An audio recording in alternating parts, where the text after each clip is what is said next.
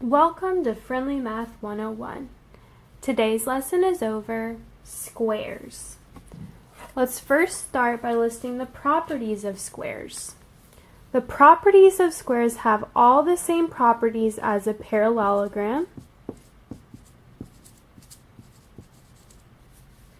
These properties include opposite sides are congruent, angles are congruent, consecutive angles are supplementary, and the diagonals bisect each other. Squares also have all the same properties as rectangles. These properties are 4 right angles and diagonals are congruent. It also has all the same properties as a rhombus. All sides are congruent, diagonals bisect the angles, and diagonals are perpendicular. So a square encompasses all the properties that we've been learning about with these 3 quadrilaterals. So let's do a couple examples. This one wants me to find side BD. Well, something I know about a square is it has 4 right angles.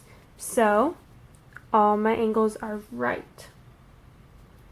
Now that I know all my angles are right, I really only need to know that one's right.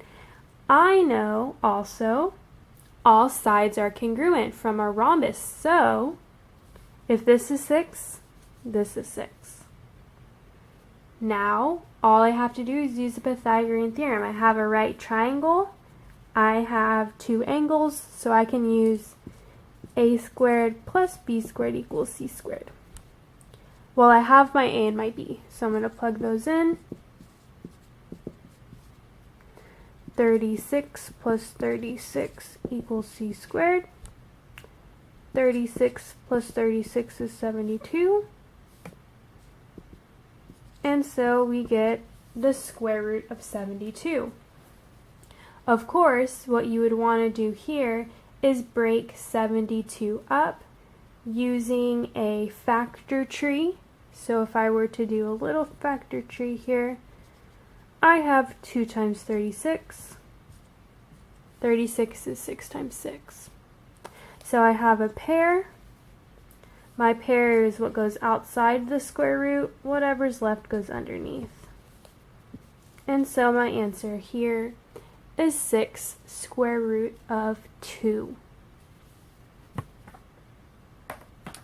Moving on, this one says find the area. So I need to know the side lengths. Well, I know all sides are congruent. Because I know that, I can set what I know equal to each other. So it gives me lengths for BC and CD. I set them equal to each other, and I can solve. So what I'm going to do is move all the x's to one side. Because there's only x's over here, I'm going to move the x's that way. So over here, I'm going to get negative 2x equals negative 6, because that will zero out. That negative sign stays with the 6. Divide by negative 2. And I get x equals 3. Now I need to figure out the side lengths. So if x is 3 and a side is 3x, well, 3 times 3 is 9.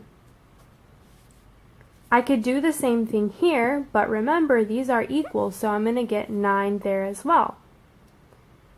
Area is length times width. Length times width equals area. So length times width, 9 times 9. 9 times 9 is 81. And so our area is 81.